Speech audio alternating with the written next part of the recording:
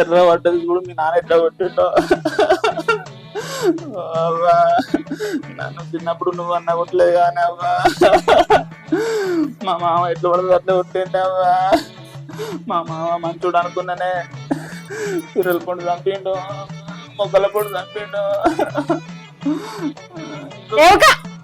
ఏమో చేసిన ఘనకార్యం అని అని సుఖం పెట్టుకొని ఎడతాను నడింట్లా. ఇంకా కుట్టు అని అంటున్నావు కదా. మరి సిగ్గున్నదా నీకేమన్నా?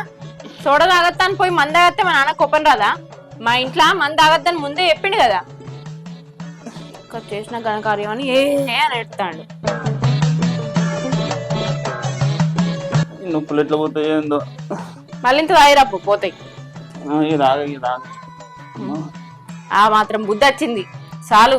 దెబ్బలు పడ్డందుకు న్యాయం చేసినావు. ఎట్లా పడితే అట్లనే కొట్టిండు. సరే ఇంకొకసారి చూసి కొట్టమంటది గట్టిగా దెబ్బ తాకేటట్టు.